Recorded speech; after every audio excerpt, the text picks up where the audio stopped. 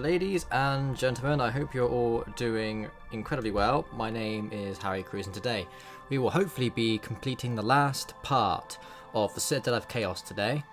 I believe this will be part 6. Don't quote me on that. I think it's part 6. So without further ado, we're going to get straight into it. Hopefully we'll defeat the book, and we will defeat the necromancer, sorcerer, Balthus Dire. Without further ado, let's continue our playthrough. Let's resume here.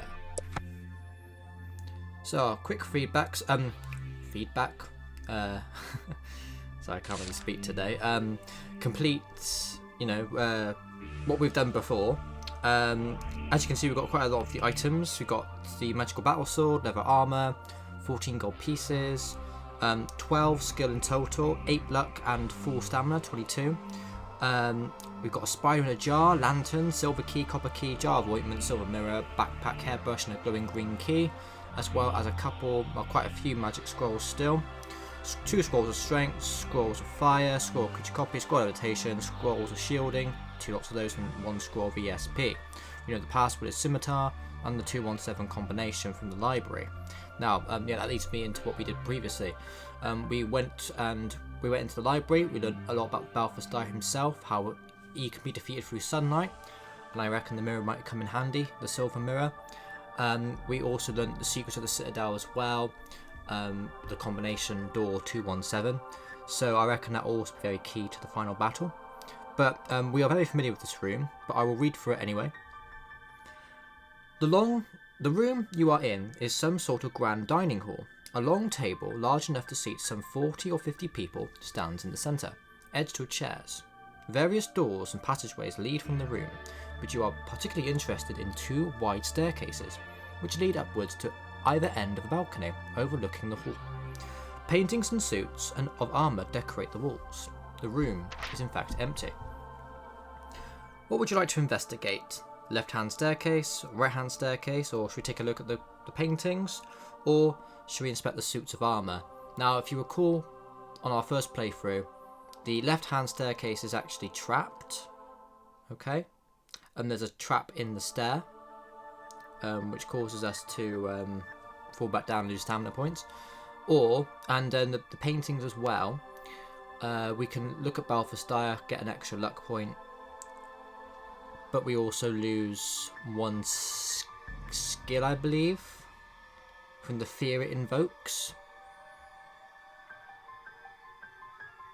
So part of me thinks we probably should, for the story purposes, look at the paintings. I mean, that's what we would do, but it would affect our skill by +1. But we've got enough skill anyway, so it should be fine. So we'll look at the paintings anyway. Oh, 1 stamina point, sorry, not 1 skill, so that's fine. The paintings are portraits of various lords and countesses prominent in the kingdom of Kragan Rock. Behind a chair, at the head of the table, is a portrait of Balthus Dire himself.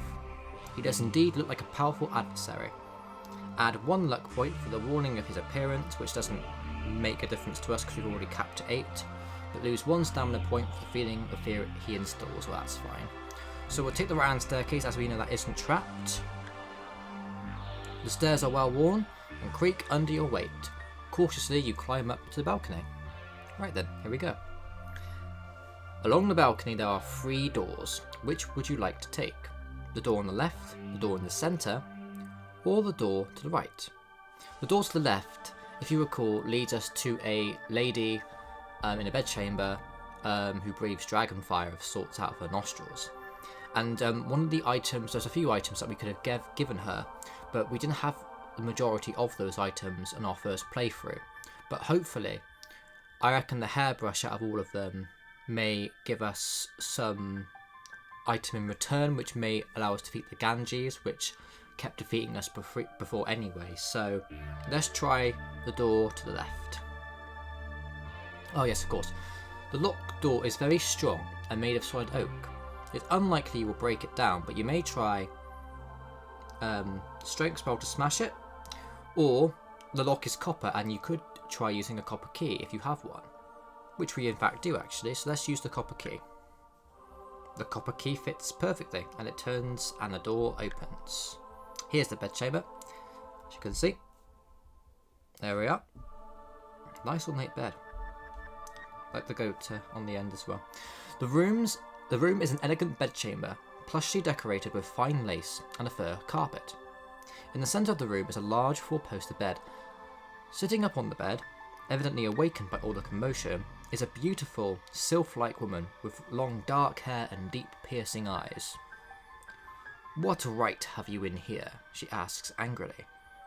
With those words, her eyes turn blood red, and 2 jets of liquid fire shoot from them directly at you. Okay. Yep. What will you do? Create a shielding spell? Leave the room quickly? Or tell you have a special gift? The shielding spell, if you recall, did not affect us at all because it was a magical fire, so it still damaged us anyway. Regarding the room, leaving the room quickly, there's no point because I think we need to get something from this room here, item-wise. So we're going to say we are going to have a special gift for her.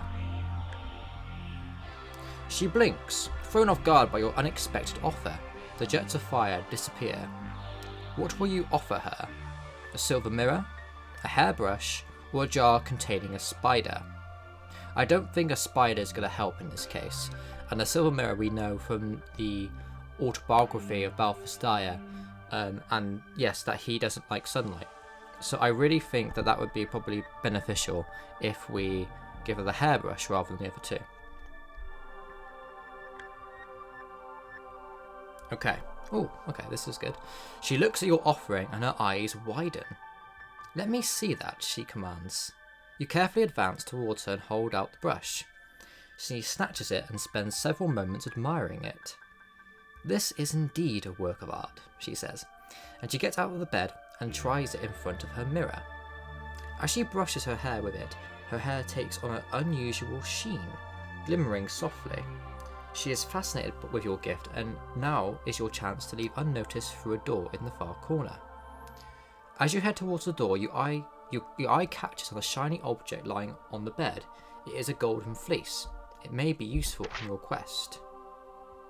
If you wish to try and snatch the gold fleece, if you'd rather not risk it and wish to leave, turn to 140. Well, I reckon we should risk it for sure, because that is an item that may be of some use to us. So let's definitely snatch the gold fleece. Okay, so we're going to have to test our luck, guys. So you creep towards the bed, hoping to snatch the golden fleece while the woman is distracted with your gift. Test your luck. And we are in fact lucky because we rolled under 8. Excellent.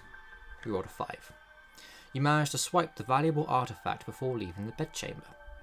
Excellent. So we have an extra item. We have a golden fleece. Hopefully that will be of interest to us. Okay. You leave the room and head down a short corridor. Some meters down, you find yourself at the foot of a staircase. This is a spiral staircase which leads right up into the Citadel Tower itself. You climb the stairs cautiously and eventually arrive on a small landing with 2 doorways in front of you. Will you take the left-hand door or the right-hand door? Now, I think it defaulted us for us walking down to the right-hand door when we went, because there was a chance for us to go through the middle double doors, but they defaulted us to go right instead, and this is our options now. So I reckon we should go left, because when we went right, there was nothing useful in there whatsoever. And this was the pit trap that they were on about before, where there was actually nothing in the chest in the middle at all. So it was actually a trap. It was just laid there just to make you think there was something in there when actually it wasn't. So let's read this again. The door opens, allowing you into a large circular room. You scratch your head quizzically. In the centre of the room, you can see a small island, surrounded by a wide trench, on which stands a chest, locked with metal fastenings. The trench is too wide to jump and is very deep. Just inside the door is a length of rope. A door leads from the room opposite the door you came in through. Now, how will we deal with this strange conundrum? So, I don't think we need to do anything in relation to the trap, so the rope or the strength spell was not required, so we're just going to walk round to the other door. You leave through the door and find yourself at the foot of another spiral staircase leading up into the Black Tower. Climbing the stairs, you eventually come to a landing where a single door is the only way onwards.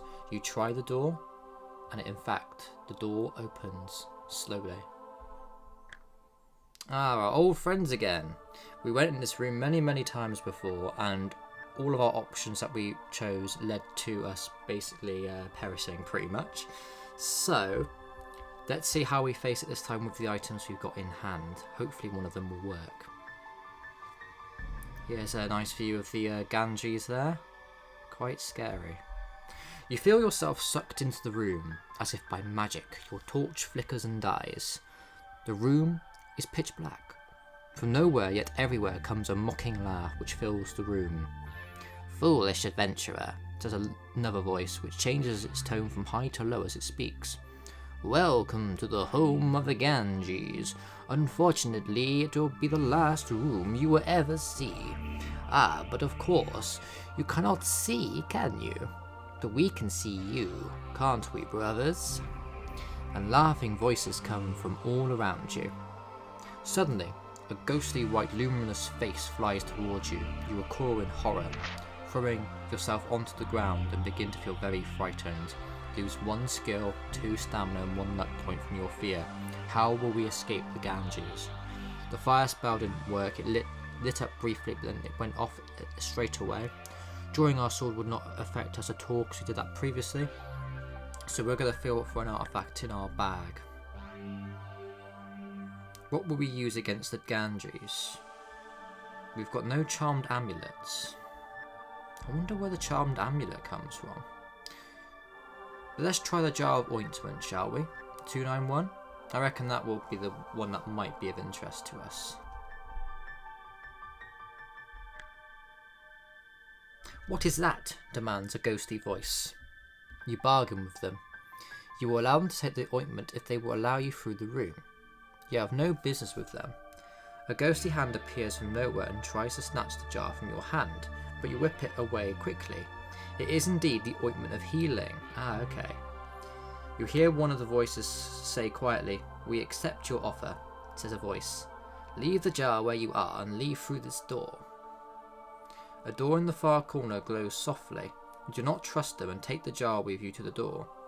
As you open the door, you fling the jar across the room and leave quickly. Turn to 328. Yes, we are finally out of the Ganges room. That's what was stopping us before in our first playthrough, so now we are actually making much more progress. Let's see how far we can go. Next page. Ooh, gosh, okay. Some sort of Hydra. Nasty creature. You close the door behind... Actually, let's quickly save here. Put a bookmark now. You close the door behind you and find yourself at the foot of yet another staircase, spiraling up into the tower. Climbing the stairs, you arrive at another balcony, where a single door is once again the only way onwards. Trying the door, it opens easily, but as you push the door, a loud hissing noise comes from within. You step inside and turn cold as a huge 6-headed Hydra snakes towards you over the bodies of its previous victims. Its 6 serpents-like heads dart at you with vicious pointed teeth. You cower in the corner.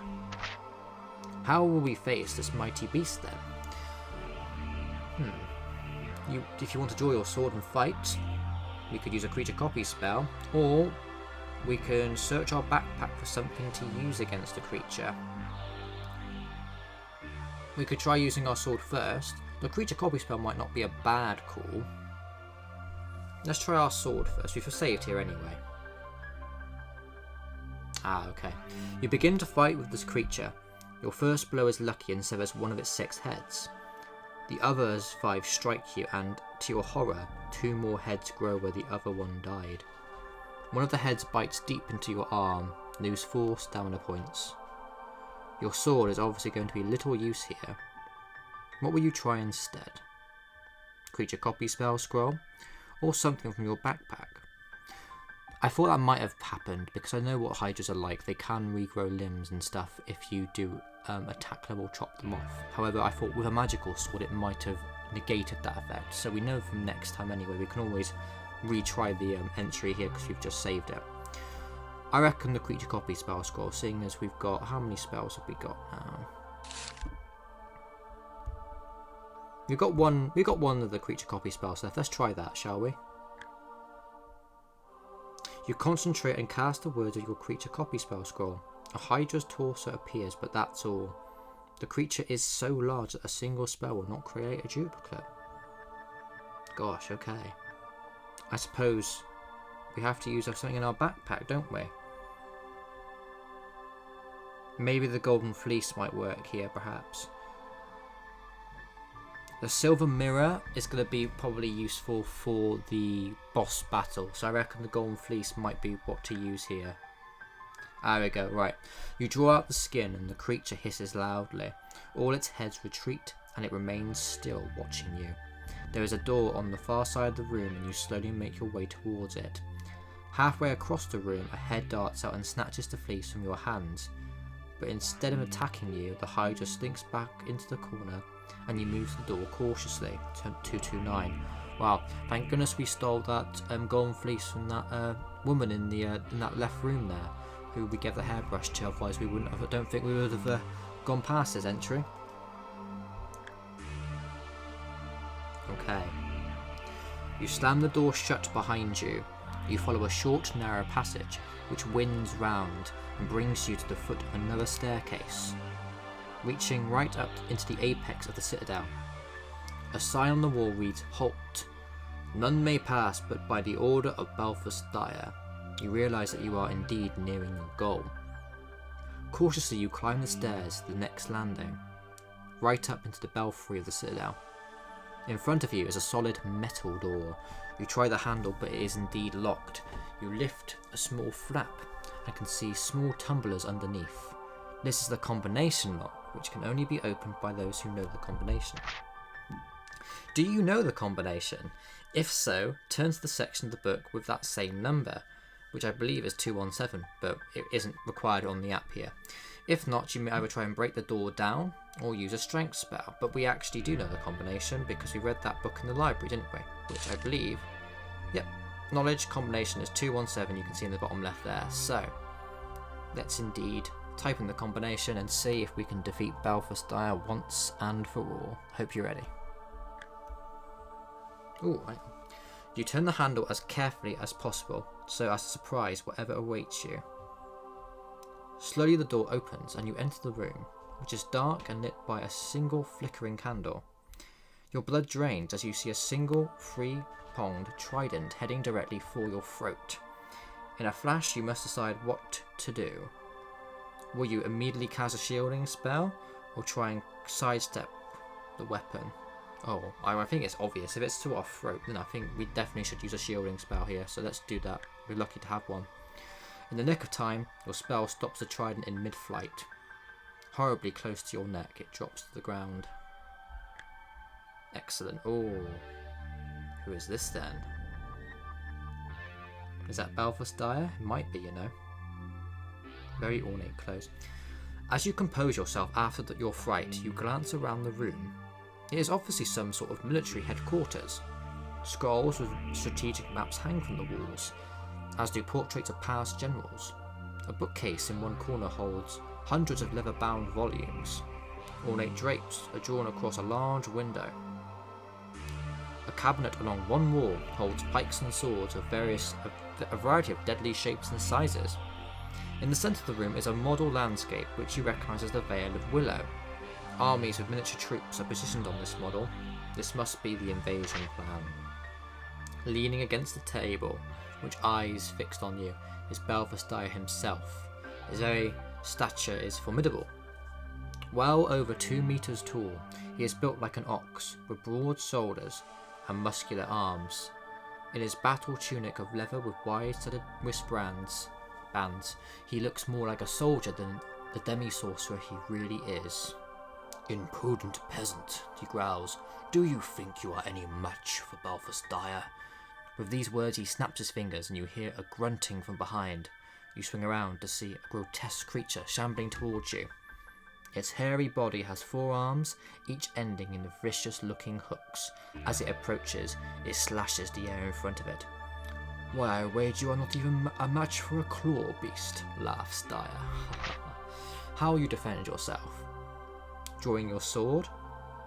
Trying using a shielding spell scroll? We've only got one more of those left, or a weakness spell scroll. Well, I reckon we should fight it then. I don't reckon we should use a shielding spell scroll quite yet. Let's stand and fight. The beast is immensely powerful. You draw your sword and the battle commences. Okay, quite a formidable beast then. So we've got 14 stamina there and 9 skill. As noted as well, we're on 15 stamina out of 22. If we do, for some reason, get defeated here, what we'll do is that we'll eat some provisions. Because I confess I did forget about the spell of stamina, which restores 4 stamina points. But hopefully we may not need it. But we're still beating the claw beast by 2 skill, so hopefully we'll be okay. So let's fight. Okay, slash the claw beast.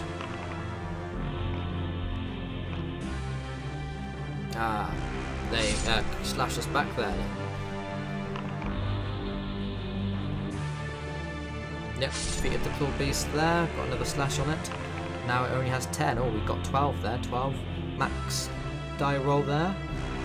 So we hit the claw beast once again. And once again, the battle has lasted long enough. When you've inflicted your 4th hit on the creature, turn 2/4/1. You hit the creature with a damaging blow, but to your dismay, your sword tangles itself within the beast's long hair. You try to pull, but it slashes at the sword and knocks out your hand across the room. You are now defenseless. Continue the fight with your bare hands, or use your strength spell scroll. How many strength spell scrolls do we have? We've got 2. Maybe we should use the strength spell scroll. Okay. You cast a strength spell scroll and it disappears. You feel your muscles brim with magical energy. You must continue your fight with the claw beast with the help of the spell. You may continue fighting with your normal skill despite having dropped your sword. Excellent, so let's continue the battle. 6 stamina, 9 skill. And we've got our strength spell in use, hence our skill is still at peak. There we are. Another hit on the beast. 1 more hit should do it. Let's see if we can stash it against the temple. Oh, we tied there, so we both deflected and parried our shots there. And I think we've just done it now. There we are. The claw beast has been defeated. And we can retrieve our sword. The claw beast lays dead between you and your true enemy. Balthus Dire is surprised at your success. So, he exclaims, you think yourself stronger than the rest, eh? You may act quickly and cast a spell at him. For an ESP spell scroll, a fire spell scroll, or would you prefer not to cast a spell? Interesting, this one, because obviously we know that Balthus Dire doesn't like light. Maybe fire might be a good spell to cast, possibly.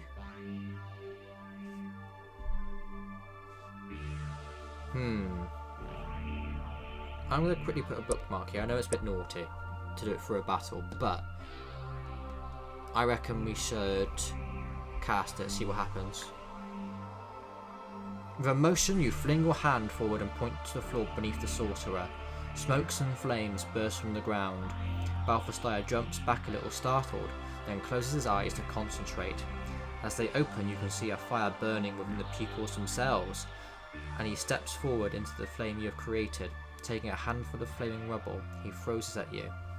Will you duck to avoid it, or try jumping out the way?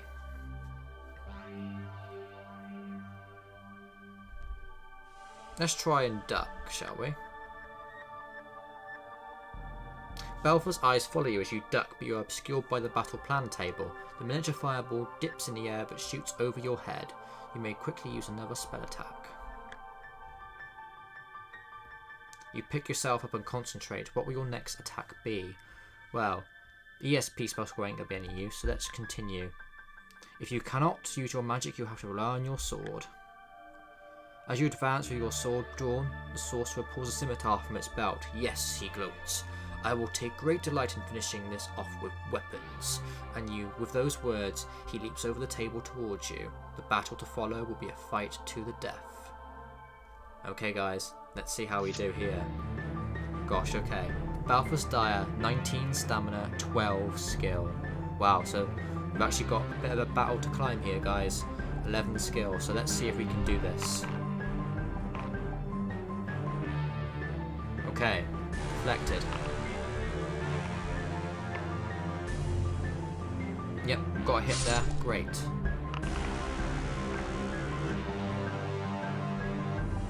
Yet another one too. Good.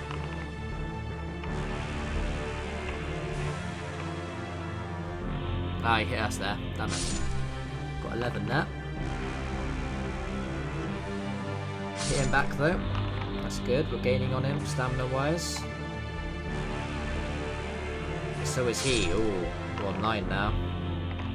This is going to be a close battle, guys. Ah, hit us again. We may have to use some luck here, guys. Hit him again. Let's test our luck here. Okay. We got unlucky there, which is a shame, but at least we hit his damage there. That's good. Another one. Nice. That was a good roll from us. 11 there, look. So we get another one too. Deflected. Oh, perfect. That was good. 11 to his 2. Another oh, he did hit us in the end. Okay, we're going to try luck here.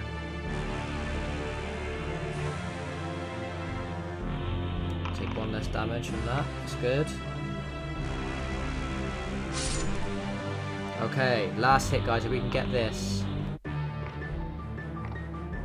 Yes, I think we've done it. Nice. We are indeed triumphant. We do slay the sorcerer.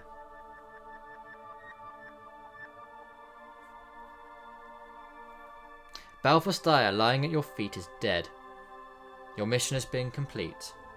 The Vale of Willow is safe from attack for the time, at least. To make sure his plans is destroyed, you take the drapes from the window and spread them across the table on which his battle plan is laid out. Taking a candle, you set fire to the rich curtains. As the flames lick the table, you consider your own escape. Do you have a levitation spell left? If so, you may cast it, float out through the window to the safety of the ground below.